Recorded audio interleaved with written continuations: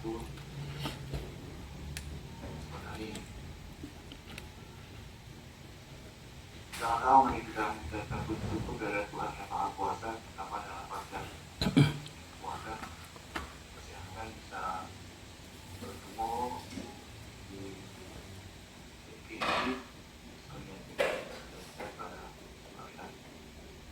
Kemudian juga saya menyampaikan salam hormat dan maaf dari Bapak Bupati Sediana selain beliau dan menyampaikan langsung beberapa hal, namun beliau masih dalam perjalanan menuju ke Timur sehingga beliau sempat dan mempercayakan kepada semua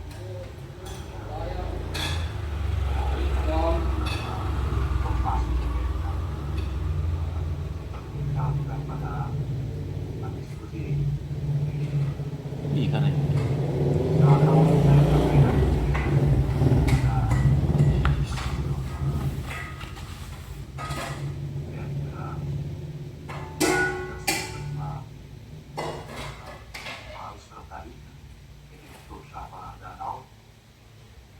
Kemudian juga memberikan sanksi yang ada para narasumber yang pada yang tadi Pak dari Pak Menteri menjawab.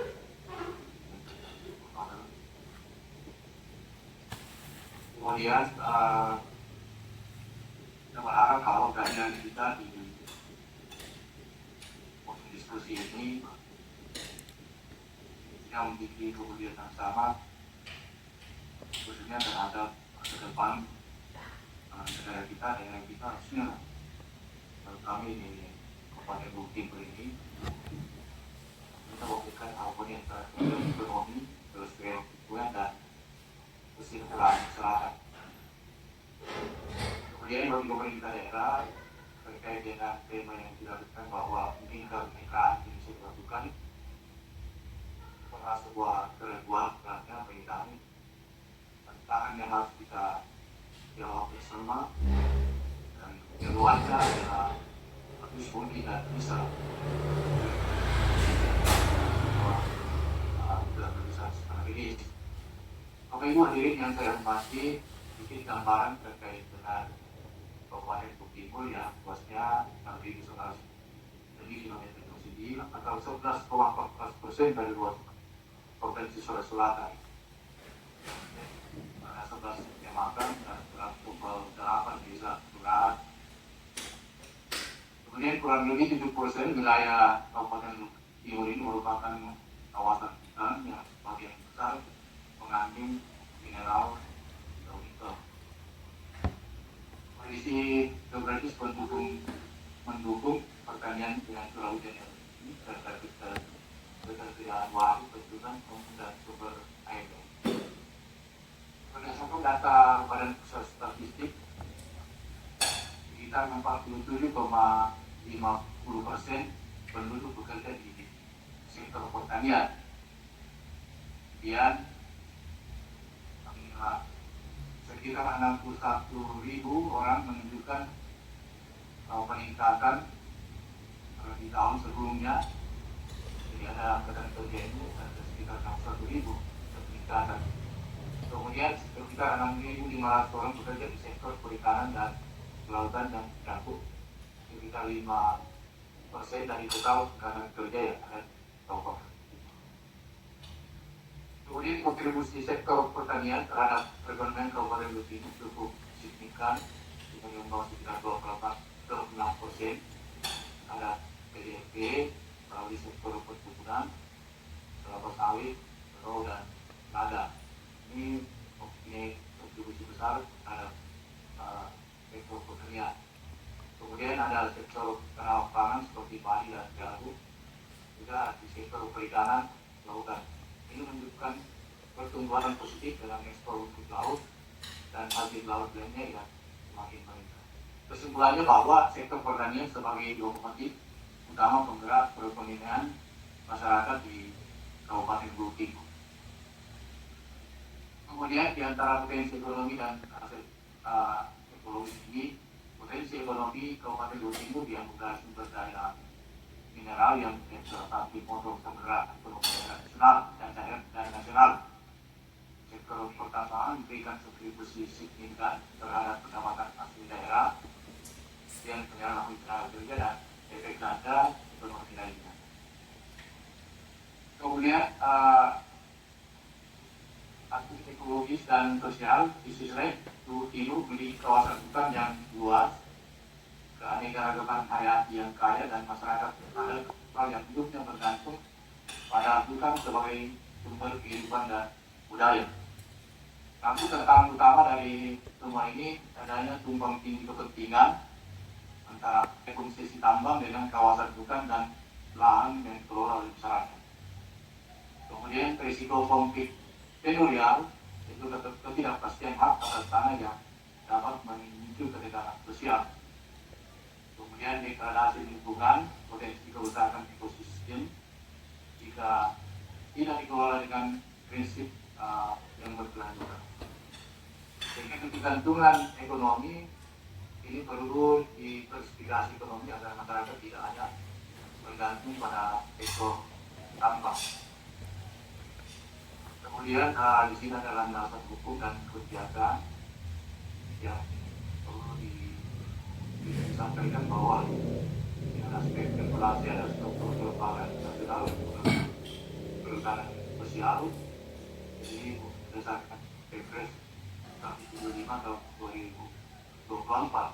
Sementara kewenangan pemerintah daerah pada hal ini sebagai bagian dari sistem pemerintahan tetap bertugas melaksanakan kegiatan nasional sesuai dengan pendelegasian dan koordinasi KIPK.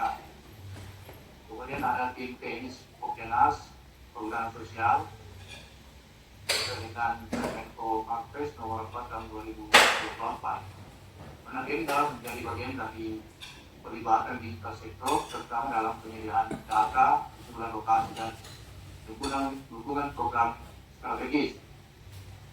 Kemudian pelibatan daerah dan dalam perencanaan perhutanan sosial sesuai Permen Penerangan nomor 4 2023 dan Kepres 28 tahun 2023 dalam kewenangan ibu dalam mengusulkan lokasi, memberikan rekomendasi teknis dan menyusun integrasi dalam PJD atau KPID. Kemudian penguatan organisasi teknis di daerah ini juga berdasarkan Permen Penerangan nomor 339 tahun 2024. Akhirnya dapat bekerjasama dengan UPT Kementerian dalam konteks pembinaan, pengawasan dan penyelesaian konflik di lapangan. Kemudian pendanaan dan pembiayaan kira ini diatur di regulasi yang ada.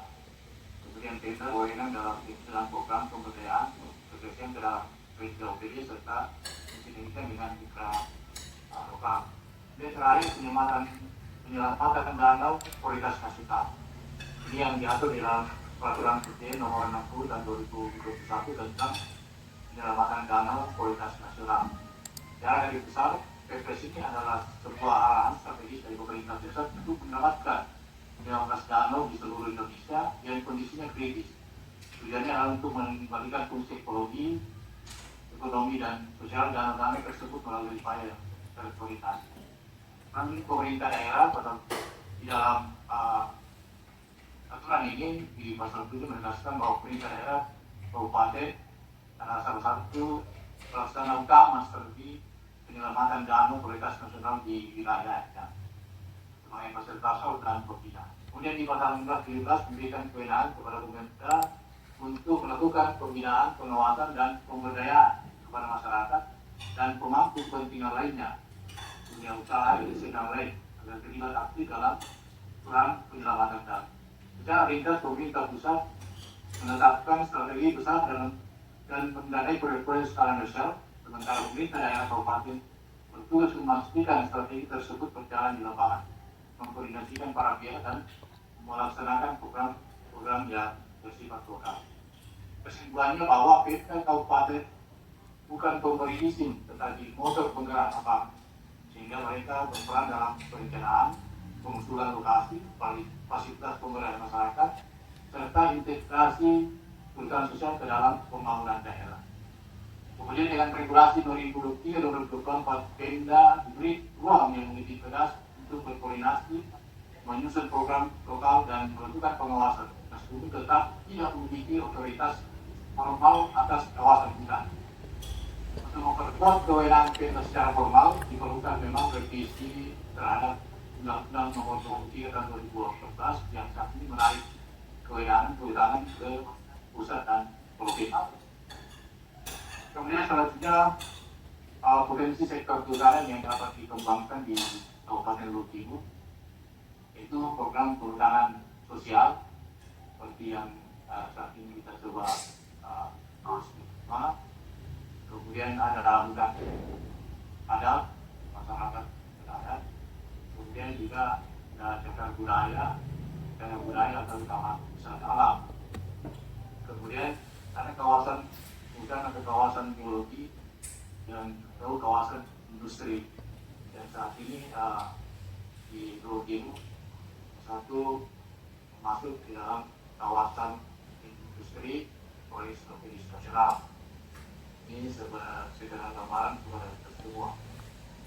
Kemudian peluang buat pemerintah daerah dalam optimalisasi pengelolaan kawasan hutan, ada upaya kawasan hutan ini yang perlu dilakukan.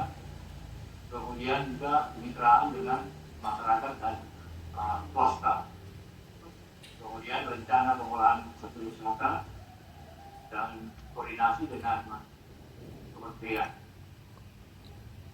Kemudian terkait dengan ini, bagaimana kemitraan ini bisa dilaksanakan melalui tiga pihak ini, masyarakat, hutan, dan pemerintah sendiri. Kemudian untuk masyarakat lokal, ya ini sebagai pertama sebagai pengelola atau penjaga hutan, manfaatnya bisa diperoleh itu kepastian hukum atas lahan, proses pengelola, sumber ekonomi alternatif, hasil hutan dan kayu, ekowisata dan peningkatan kapasitas.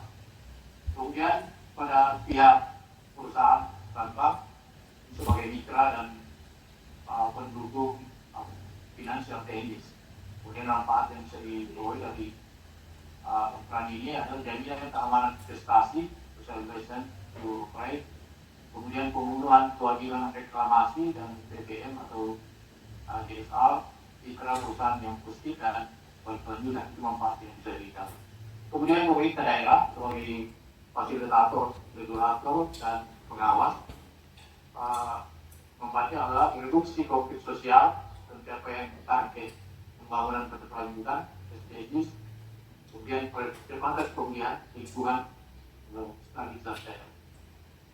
Rencana implementasi skema keterlibatan swasta dalam kehutanan sosial ini, kalau itu melalui program desa dan dana hibah, kemudian kemitraan usaha, kemudian pembinaan pembiayaan mikro dan kredit usaha, juga lahir kontrak pengelolaan atau konsesi sosial.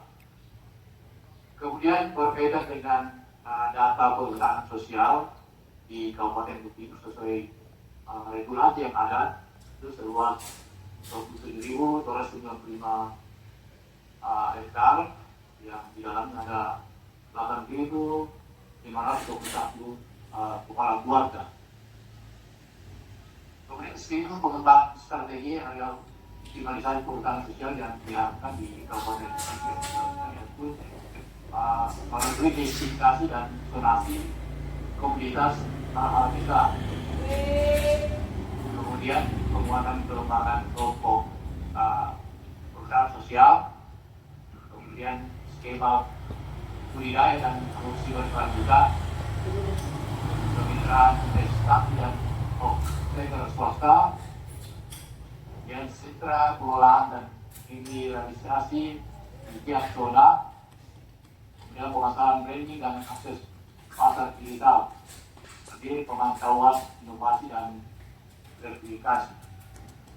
Usulan strategi untuk Kabupaten Luwu Timur dalam rangka optimalisasi perhutanan sosial ini beberapa hal yang bisa dilakukan, yaitu melalui penetapan target prioritas nasional pada proyek lokasi PS di Kabupaten Luwu, kemudian dengan akses pasar dan branding nasional, kemudian kemitraan khusus swasta, perhutanan sosial dan pemerintah, kemudian penempatan atau perkuatan UPT PSKLH, KPH di wilayah kabupaten, kemudian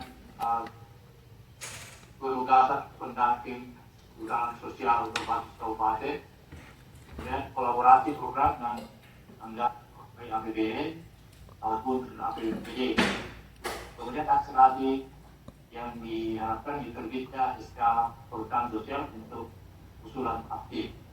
Ini semua diharapkan bisa dilakukan dengan catatan bahwa regulasi saat ini belum memberi kewenangan penuh kepada pemerintah, tapi peran fungsional sehingga sangat menentukan keberhasilan perhutanan sosial di lapangan. Sehingga peluang di atas dapat didorong melalui revisi regulasi, kerjasama pusat daerah dan inovasi kelembagaan. Bapak Ibu hadirin yang saya hormati, terakhir harapan atau kunci sukses dari semua ini berharap menjadikan Luwu Timur sebagai integrated area development IAD bukan segera rencana tetapi tekad bersama. Ini adalah gerakan kolaboratif intersektor pemerintah, masyarakat dan swasta untuk membuka potensi membangun sejahtera dari desa ke pusat dan menjaga bumi tetap lestari. Itulah upaya dan laporan yang kami lakukan menuju Luwu Timur maju dan sejahtera. Dari bumi Batara dulu kita menulis masa depan. Sekian, salam itu pada salam. Dan wabillahi taufiq wal hidayah. Wassalamualaikum warahmatullahi wabarakatuh.